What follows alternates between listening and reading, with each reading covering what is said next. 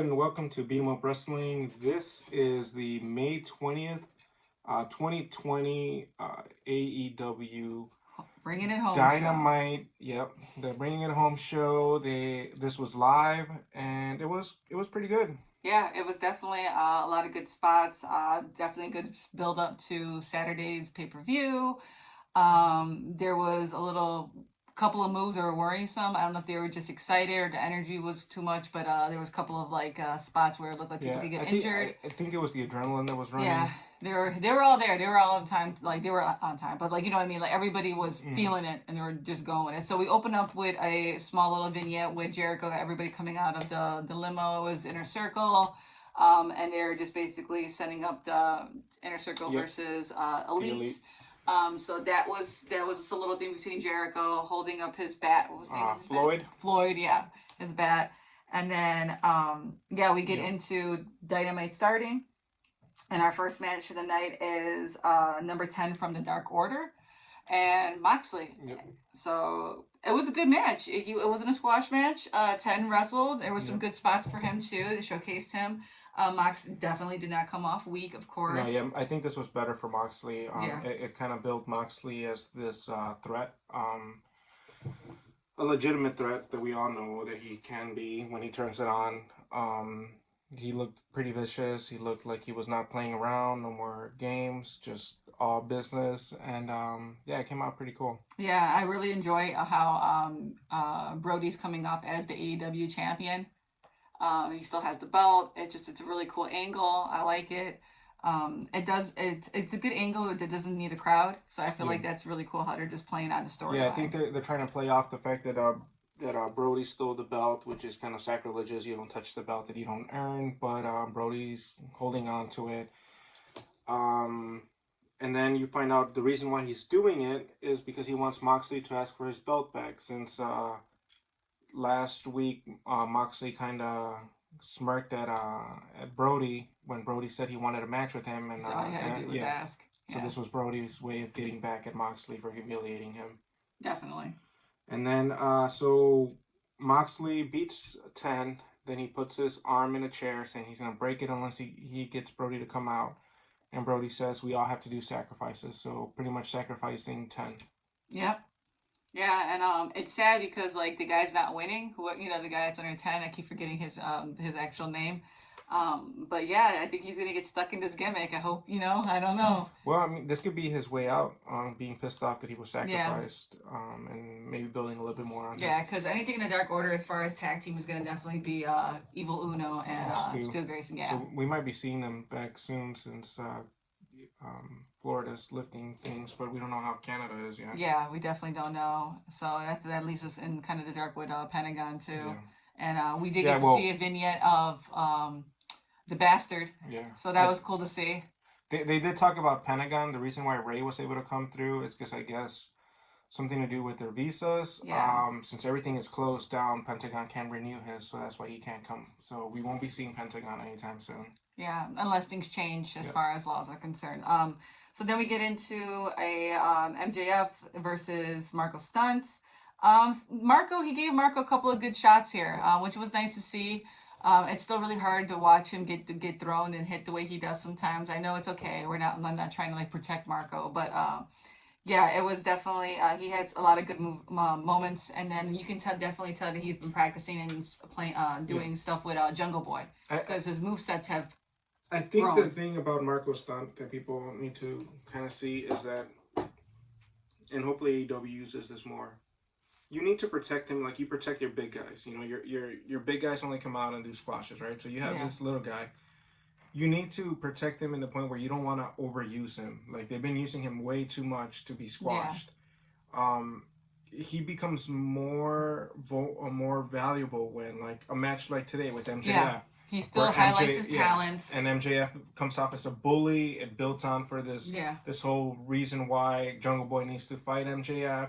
He comes off as this asshole. It builds on MJF's being the salt of the earth with somebody like Marco Stunt. But when you use Marco Stunt, you use them against Brody Lee, you use them against Lance Archer, you kind of are not protecting him, and you're overusing him. So then I think they need to just pull back a little bit on how much they they expose Marco Stunt like this, because you don't want him to get hurt. No, yeah. I mean, even doing some fun matches like him and Cole Cabana. Yeah, like you can do that because stuff. you can, you know who's gonna win. But you know, but there could be an upset. You know what I mean? There could be an upset, but it allows him to get in the smooth moves that he had tonight. So I really appreciate that MJF gave him a good wrestling match. He deserved it after the squashes. Yeah, it was a little bit better than what Brody Lee and. But like I said, you use him to build somebody else. You use him to build somebody else. You use him to kind of come off as this big underdog, kind of like how Rey Mysterio was used in WWE. Yeah.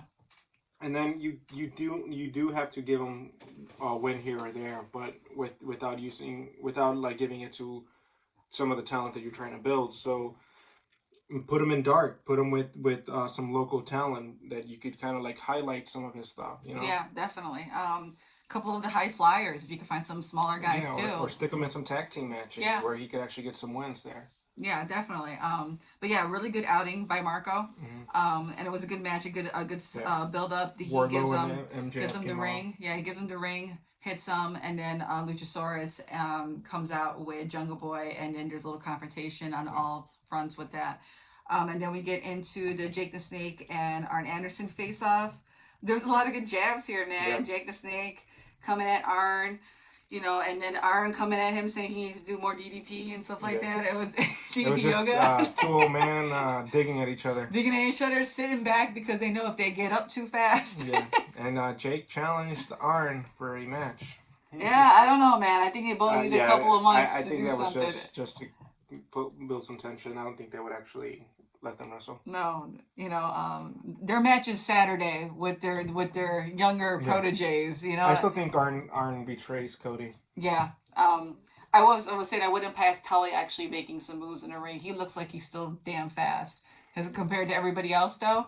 But yeah, just it was a very good Jake the Snake, of course. Just the way he talks, it's a really good promo. Yeah, it's just the raspiness in his voice just makes you want to listen to him talk. Yeah. So they throw chairs and tables and you get a little confrontational, and Arn just all like, you know, just 6 feet of distance. Tony Schiavone gets thrown by Jake. He gets a little too many old people in the ring at one point. I love Tony Schiavone, but yeah, definitely really good. And then we get into a great match. Orange Cassidy not pulling back this time. Oh my God. Orange Cassidy turned on from the minute he started. Yeah. This is where we get the Pac promo before this match saying that... he's mad at Orange. Yeah, he says that the current situation in the world can't protect you from the Death Triangle, Orange. And he says Phoenix is an assassin and he will prove it in the ring when you face him. Yeah. Pac good promo, man. Pac is amazing. Good promo. He's split personality. It's him, and he has like the mask on and everything. I just loved it. It was really good. It was very unexpected. I didn't expect to see a promo from Pac. So maybe we'll get something from Big. We got to see Swole in the crowd too. Yeah. Shout out to Swole. I thought we were gonna see a match. Maybe we'll see one in dark. Oh, that'd be cool as hell. Yeah, I miss Swole. But see the librarian in the crowd too. So there's a couple people in the crowd too. Yeah, people are coming back. This was a crazy match. Rey Fenix takes the win. So many good spots. Orange became a tomato at one point. He changed which fruit he was. They protected Orange though, because the reason how Phoenix wins is Kip Sapien comes out with the ladder. Yeah, Orange and Phoenix and Kip are a part of the casino ladder match. So Orange being distracted, Rey. Yeah, I'm just tired, man. Been a long day.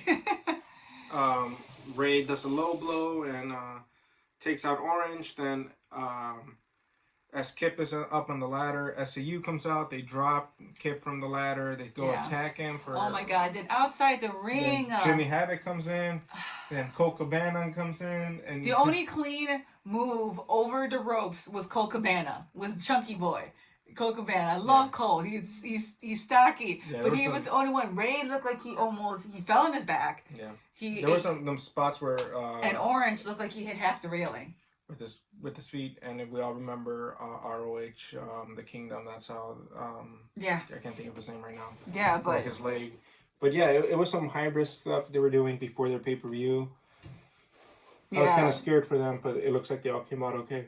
Yeah, I was a little worried even when Rey got out of the ring because he had a little bit of a bump on his back. I hope nothing happens to his hip or his tailbone area because adrenaline wears down, and also you're like, You know, so. Yep. And then we have another scary Yeah, spot in then the we next have match. Britt Baker versus Nyla Rose. No, Britt Baker and Nyla Rose, sorry. And going against Chris Statlander and Hikaru Shida. So this match, once again, I thought it was really good. I'm sorry to say, I think Nyla really needs to drop this belt. She came off sloppy today, and I know it's a lot of ring rust. She hasn't been in the ring. But that's where the problems lie. She was in the ring with a lot of people who are like the rising stars too. Not to discredit Nyla, but there was a nasty bump to Britt, and Britt, they panned the camera. Hopefully Britt's okay to wrestle on Saturday. Yeah. She's supposed to go against Chris, but it looked like she might have messed up her knee. Yeah, they panned the camera. She was at the corner of the ring for a minute. It looked like she couldn't get up. She buckled, and then at the end you have Aubrey outside of the ring and checking her, and then they didn't address it. Yeah, and they took it to the doctor. They still announced the match on Saturday, so we don't know. I really hope it just, it tweaked and it just really hurt her. And nothing against Nyla, but I think Shida could bring some attention to the women's division. I know Friday you're going to be a part of that heels thing. Yeah. With the women of AEW. That's going to be very interesting. So if you guys haven't seen that, if you got the email from AEW, the Fleet, it's going to be 7 o'clock. I think it's 6 o'clock. I forgot. I think it's 7 o'clock. And Brandy's going to be hosting along with some women talent that haven't been announced yet, but it's called AEW Heels, and that's supposed to be a women's community, just to grow the community, to grow the wrestlers. I'm looking forward to what that's all about. I think AEW is finally listening to the fans, and they realize that they need to put more attention to the women's division, and I think that's something they're going to be doing now. And I really like that, how they just had this thing for the fans of women wrestling to come out and have a formal get together, because it says we have to dress to impress, and I'm like, it's a stay at home dress to impress, but Brandy told me to, so I will. So we look forward to that. But yeah, I really hope that Britt's doing well, because she was gaining a lot of momentum, and that greenness in the ring was going away. Yeah, she was some of her best matches were happening now. She was becoming really smooth, and the thing about Britt is that she hadn't been a heel before, and she was really shining as a heel, and it's really impressive. And Chris Statlander came out really good today too, so I was looking forward to that match on Saturday. So hopefully, hopefully she's okay and she's able of performing on Saturday. Yeah, and so Britt and Nyla take the win, of course. So that's that one. And then Nyla's about to throw puts Shida on a table. She's about to frog splash on her when Chris Statlander gets involved, and then Shida suplexes Nyla onto the table. And Chris comes and assists her and gets her up and stuff like that. Yeah. So there's a little bit of friendship going on there, which is pretty cool to see too, within the women's division. So yeah, we get before, I forgot exactly where, but there was a Darby Allin vignette too, where he had different faces on there, and he was talking all the faces of the Casino Royale, and we don't know. We still have one surprise entrance. We have, So. And that one won't be announced till Saturday, till the day of the match. So that would be interesting to see who that is too.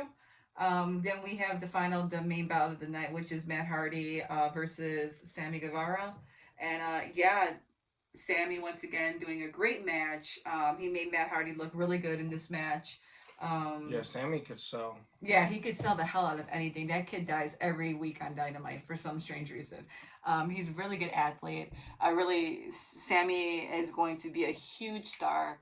Of course, Jericho knew that.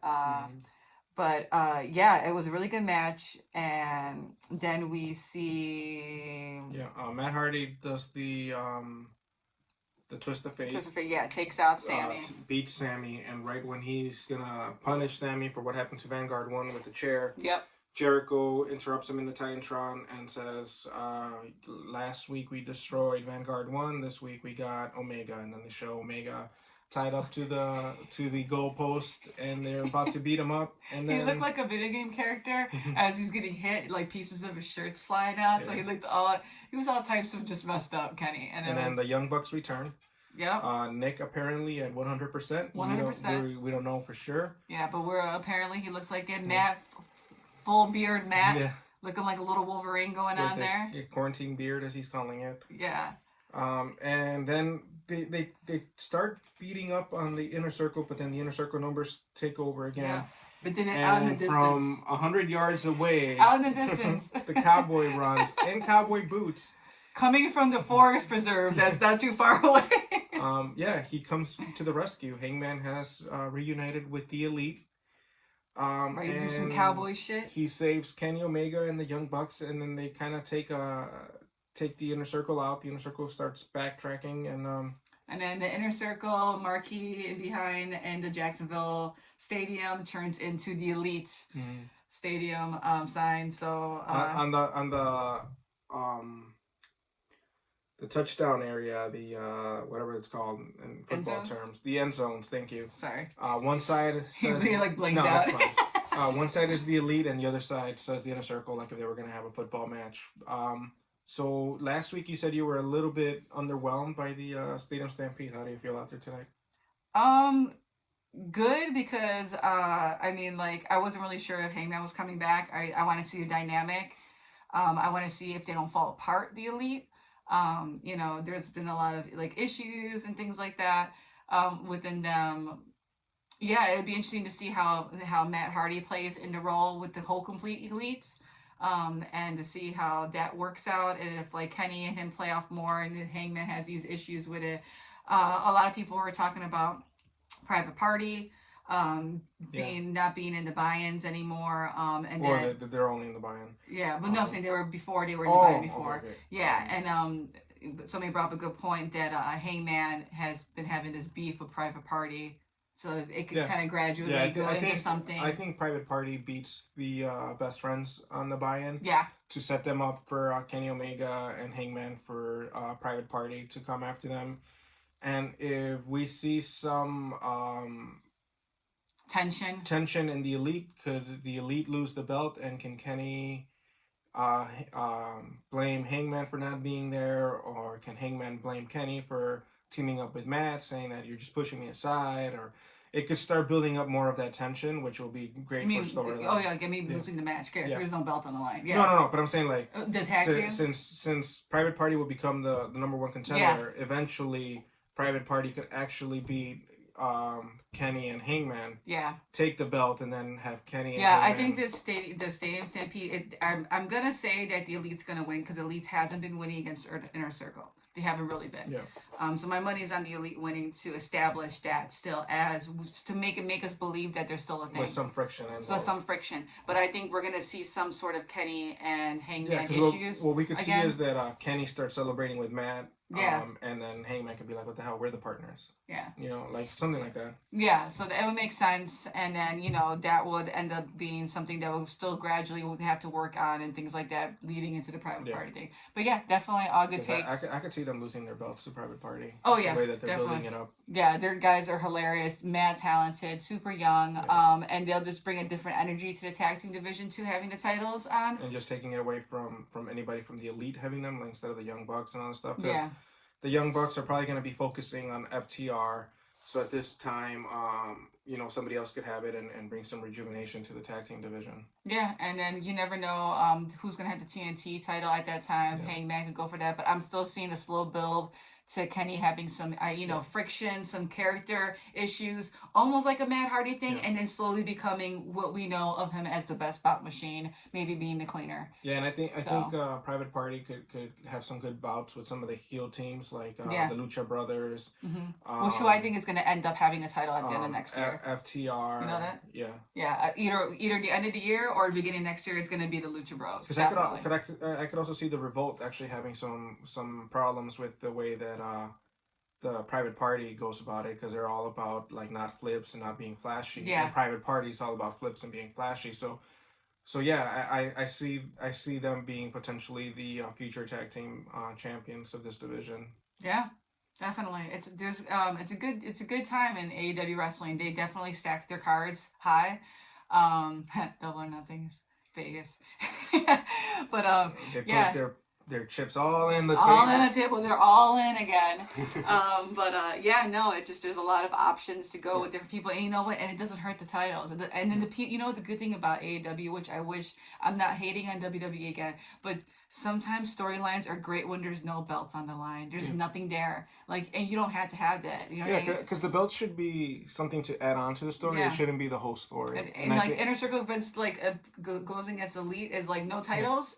And it's like, okay, there's still a good story. And I think today it really helped establish that a little more. Like, Jericho had the belt. He elevated the belt. He doesn't need the belt anymore. So he's not even involved in that. He's not even talking about it. He's still a champion because he can still own that because he's crazy. Yeah, so we'll see where this goes. I know the women's division needs freshness, so hopefully Shida wins. Yeah. So I think Private Party takes the number 1 contendership.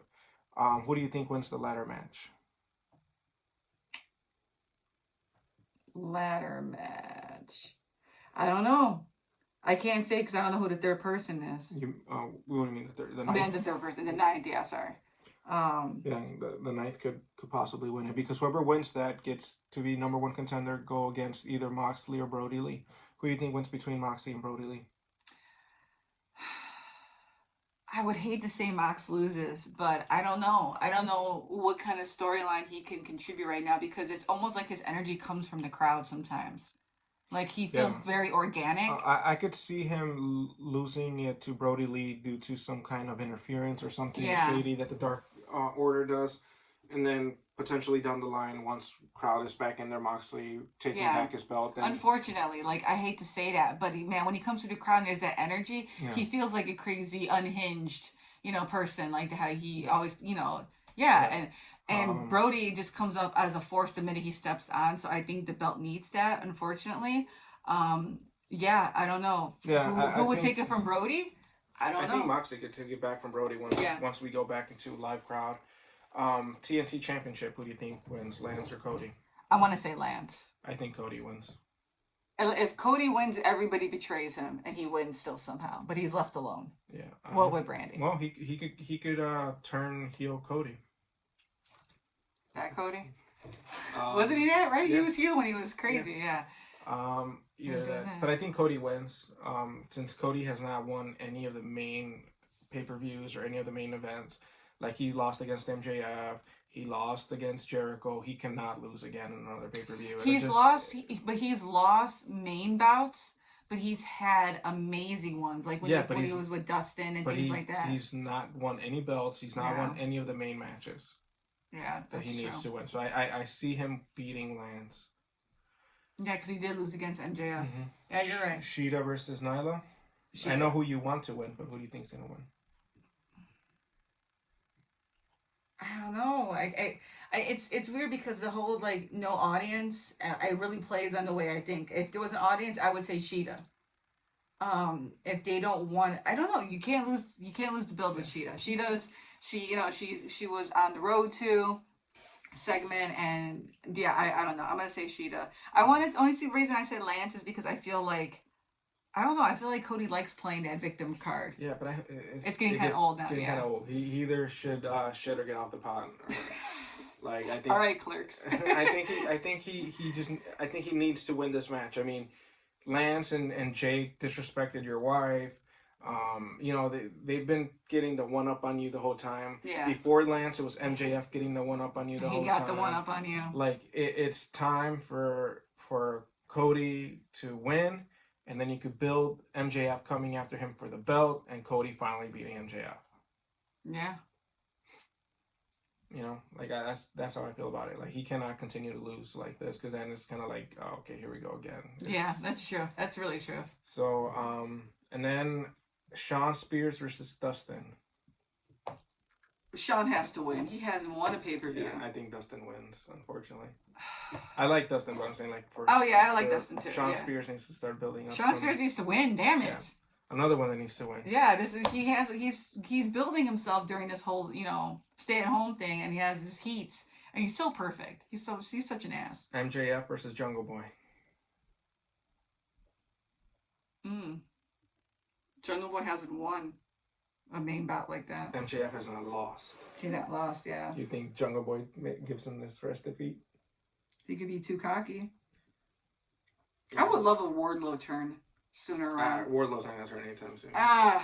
Such a waste. Yeah, I think MJF beats Jungle Boy. I took all the opposing sides of yours. Oh, so no, you said Shida, right? Yeah, I think Shida wins. We think Inner Circle or? I think the Elite wins. You think the Elite wins? Yeah. Then we have Britt Baker versus Chris Statlander. If Britt Baker's okay, I think Britt Baker's going to take a win. Yeah. A very clean win. I think she's going to pull it out. Yeah, I think Britt Baker, if she's okay. Unfortunately, I think Chris Statlander missed Mr. Mark on her timing. Yeah. For her momentum, but it'll come back around. Yeah, I mean, she's still super talented, and people still love her. But I think you want to start building up Britt Baker to potentially, and that's why I think that Shida does win, because if you start building up Britt Baker as this mega heel, you cannot have a heel champion. You would have to have your babyface to go against Britt Baker, and Britt Baker and Shida when they did wrestle worked really well, and I think the people that with the powers that be saw it. So I think they know that's going to be a main eventer right there. Yeah, so you could start building up a Shida versus Britt Baker kind of thing, and it'll be great. And I think eventually you get heel Britt Baker with the belt. Yeah. Oh, it's gonna be so annoying. Yeah. But you're doing it right? When you're annoying, doing it right. So I give her credit. You know you're doing it right when the people boo you or the people cheer you. Think about it. We were not liking her in October. She was just falling flat. She's not even a year later. You got to give the girl some credit. Yeah, she reinvented herself and knocked it out the box. So hopefully she's okay.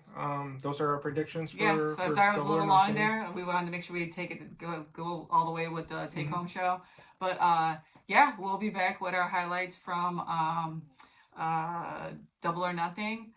Please check out We Love Wrestling. It's a group that I'm in on Facebook. We've been doing a couple of cool things there with some women of wrestling. I've been. And We Love is LUV. But yeah, it's definitely a group of girls that are totally into wrestling, and I think you guys will enjoy that too. I also want to plug. Where is she at? Hold up.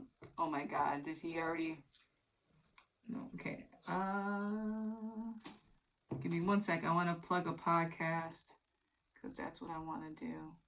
It's going to let me look at it. Down for the Counts. That's what I want to do. Because Nicole's in it. She's real cool. Met a bunch of cool girls today. Last week. And I got to talk to them today watching AEW NXT with them. So definitely Down for the Counts. And We Love Wrestling, LUV. No bullying. Everybody just supports wrestling. We support all the wrestlers, independent, all different promotions. We're not there to hate on anybody. And we respect everybody's opinions and comments in the group. So definitely give them a follow too and join if you want. But we will be back on Saturday with our thoughts. And I will talk about the AEW heels too. See you guys in the weekend. Take care.